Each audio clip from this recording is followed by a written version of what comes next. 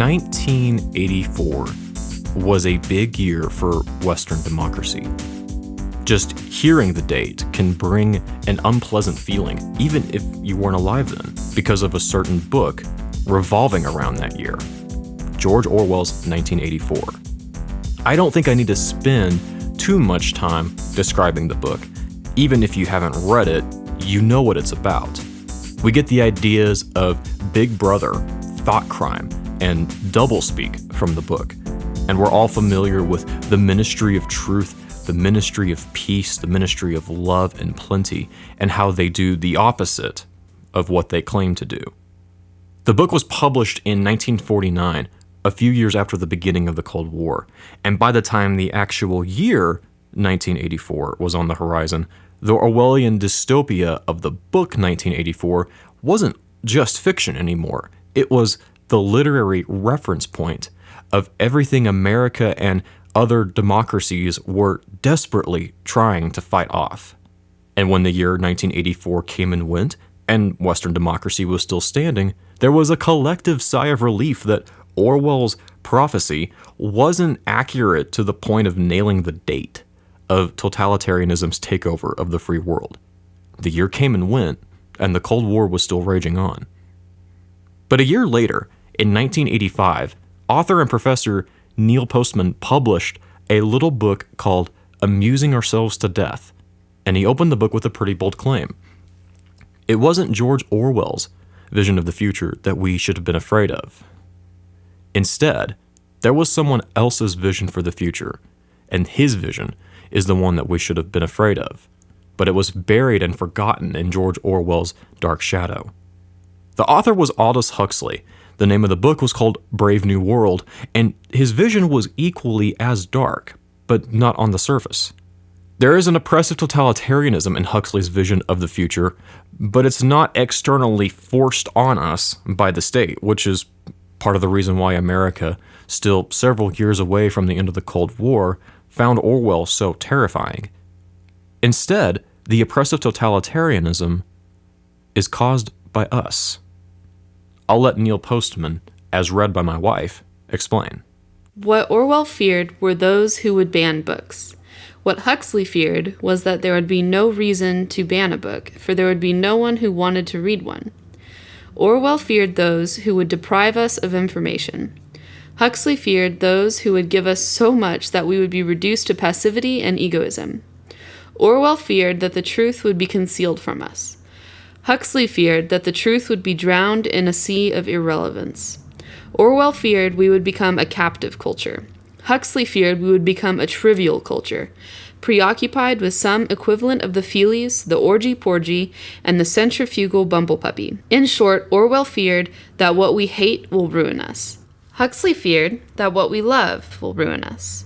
Neil Postman's book was subtitled Public Discourse in the Age of Show Business, and his thesis was television was doing more than just giving us cheap entertainment, but that it was shaping the way we think about politics and religion and education, and that, whether we intended to or not, we were putting color on the canvas of Huxley's Brave New World.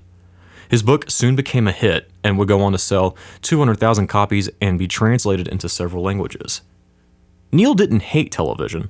On the contrary, he praised what he called junk television, which included classics like The A-Team and Cheers. But he was deeply concerned that the way politics, education, science, journalism, and so many other issues were being reshaped by the demands set by television as a medium. As his son Andrew recalls in the introduction to the 20th anniversary edition of Amusing Ourselves to Death, one time Neil appeared on television to discuss the thesis of his book and noted that as they were having this serious conversation about the health of society and culture, a mandatory television break was arriving within the next 30 seconds so that colorful, banal advertisements for toothpaste or cars or whatever could be aired, and it would put a forced end to a necessary discussion. The news anchor corrected him, though. The commercials weren't coming in 30 seconds. They were coming in 10 seconds. Neil would pass away from lung cancer in October 2003.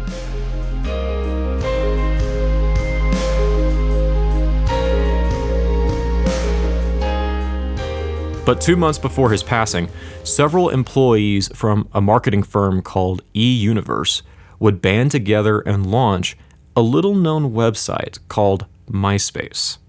And just as the world was changed through the advent of television and eventually the internet, the world was about to be changed again through the advent of social media. We're now 15 years removed from the humble beginnings of MySpace, and with MySpace not only came social media, but it helped fuel the explosive beginnings of the smartphone era and the trend of adding smart in front of every fancy new gadget, whether it's a smart TV, a smart thermostat, a smart car. Everything is smart now. And even when the word smart doesn't necessarily fit in front of something, the word reality could be used instead, as we're starting to see in words like augmented reality and virtual reality as those technologies become more popular and readily available. I enjoy watching shows on my gorgeous 55-inch 4K TV, and I look forward to the day when I can upgrade to 8K and whatever comes beyond after that. Needless to say, we're living in a time where technology is growing, changing, expanding, evolving, and it's pretty awesome. We know all of this, and we can go on and on about how technology makes our lives easier and better, more comfortable, and more fun. But yet, in the last year and a half, there's been a slow-moving wake-up call for society as we begin to grapple with some of the unintended consequences of the technology and media we thought would bring us so much joy and happiness. When we signed up for our various social media accounts, we had no idea it would change the political landscape and come to play such a significant role in our elections. When we picked up our smartphones from our providers, we had no idea that smartphone addiction would become a buzzword of growing concern. When we signed up for Netflix to binge watch The Office, we had no idea that someday we would be discussing the merits of a show centered around a teenager's suicide and how this show would lead to a documented increase in teenager suicide across the nation. We were so enthralled with the possibilities of this new technology and the hype behind this new media that we didn't consider asking if there would be any downsides mixed in with the upsides. And as we are now realizing, perhaps the downsides are greater than we first thought they would be. It's why Apple and Google are rolling out features into iPhones and Androids designed at curtailing smartphone usage. It's why Facebook CEO Mark Zuckerberg was called to testify before Congress about the role Facebook played in the 2016 presidential election. It's why health authorities are beginning to sound the alarm on the dangers of Netflix binging, on consumers' mental health, and even how binge watching impacts the way we go to sleep at night. And I haven't even gone into the epidemic of pornography or the way that the laws currently can't handle cyberbullying among teenagers, not to mention the threat of automation leaving skilled workers without jobs and a bunch of other issues. Our technology has changed the world, but maybe not in ways that we wanted it to.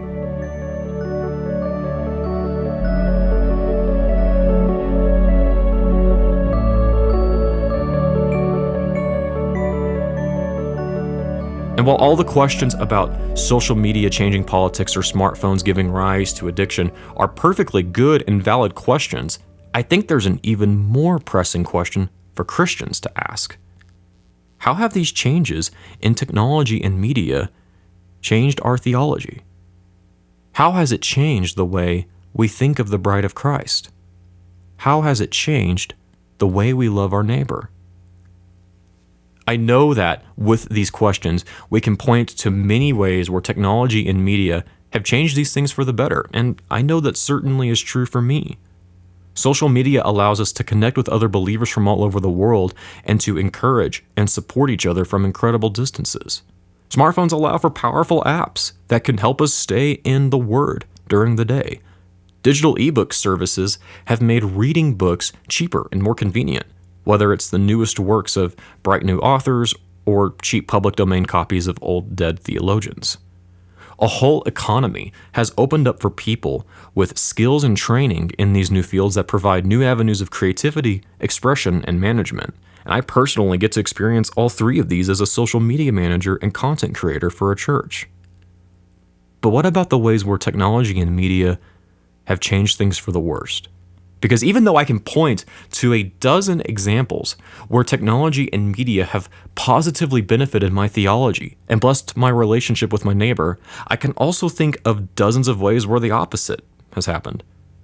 The same social media that allows me to connect to other believers all over the world also shows me a world of unbelievable brokenness and despair. Despair that creeps into my mind and leads me to question the goodness of God, given how many voices cry out in pain online.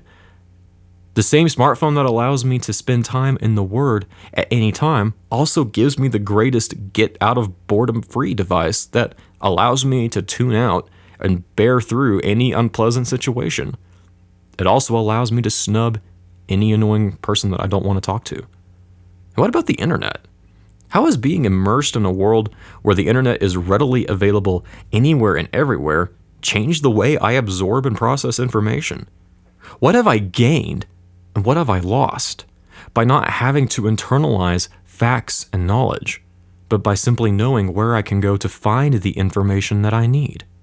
How does the internet, as a medium, change the way I think about God, about church, about the Bible, about ministry, about theology, about my friends, about my family, about politics, about society, about life? And that's what this podcast is about.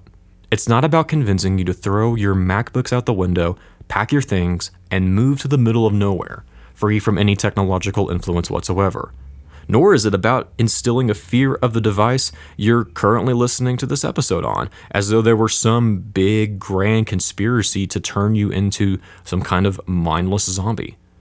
Instead, Breaking the Digital Spell is a podcast about asking questions about the technology and media we take for granted, and honestly assessing the full range of impact that they have on our lives and on our theology. Specifically for this first season, we are going to look at the various evolutions of technology throughout history, from writing to the printing press to television to the internet, and look ahead into the future and examine how that whenever these technological breakthroughs occur, our theology changes with the times. And we need to ask ourselves, what changes are on the horizon? What does this mean for the future of the church, for the future of evangelism, for the future of living as a faithful, ordinary Christian? Buried underneath all of these questions is an even more important one. Why does this even matter? Well, I would submit to you that these questions matter because if we believe that we are called to fulfill the Great Commission, we can't effectively do that without understanding the world we are being sent out into. We cannot share the gospel with our neighbor well if we do not understand our neighbor. And we can't understand our neighbor unless we understand ourselves. We cannot love the Lord with all of our heart, soul, mind, and strength if we do not understand how our hearts, souls, minds, and bodies are being captured and captivated by the technology and media we consume and interact with. We can't break into a world ruled by distractions, from text messages to Twitch streams, from email to esports to social media to schedules, noise, and nonsense, if we do not first understand how our lives are affected by these distractions. In a world dominated by digital mediums, we must understand what these mediums do to us if we are to faithfully proclaim the gospel in and through and around these mediums. And the first step in doing that is to do what Neil Postman outlined in the conclusion of his little book. These questions, and dozens more like them, are the means through which it might be possible for Americans to begin talking back to their television sets. For no medium is excessively dangerous if its users understand what its dangers are. This is an instance in which the asking of the questions is sufficient. To ask is to break the spell. I want to thank everyone who is helping me make this podcast a reality. Chief among them would be Andrew Akins, who is helping me produce this podcast by taking charge of the editing, mixing, and mastering for each episode, as well as recording the music beds that you hear throughout each episode. Literally, this podcast would not exist without him. I also want to thank my wife, Melissa, who was the lovely other voice you heard in this episode, for being willing to read the quotes that I've pulled from these episodes, as well as being my general sounding board, my best critic, and my best friend. You can like the Facebook page for Breaking the Digital Spell and follow the show on Twitter @DigitalSpell, where I will be posting articles and other writings relevant to each week's episode throughout the week that they're released. And please, if you listen to the show, please consider subscribing and leaving a review. New episodes will be released every Tuesday morning for the remainder of the year. My name is Austin, and together, we are breaking the digital spell.